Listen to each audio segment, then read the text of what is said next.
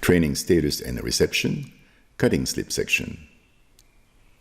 When we create the cutting slip, we move required to an analysis. The overcut and the undercut will be created when we change status and put to cut confirm. When we confirm, we move in analysis to work in progress reserve. We create 48 with the overcut and move back 21 undercut. We could put back on hold, and if we cancel, we're gonna delete the work in progress and move back everything to require. To change the step of production, you exit, change contractor, select another labor, save.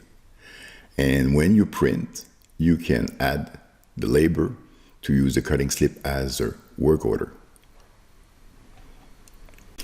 To have an overview on your production, you can make a report.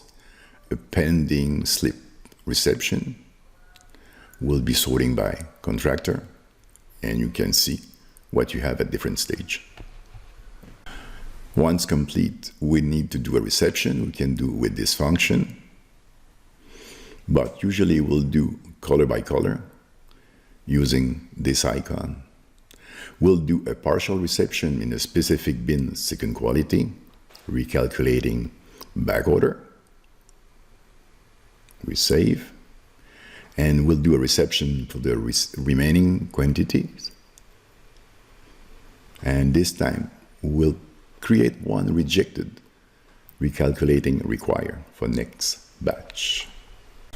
We can see what we issue at the beginning, what we accept, what has been rejected, return to require, the same, and what has been undercut.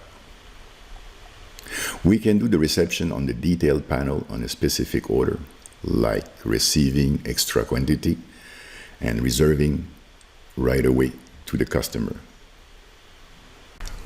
When we confirm, we move from an analysis to work in progress, and when we receive to stock reserve.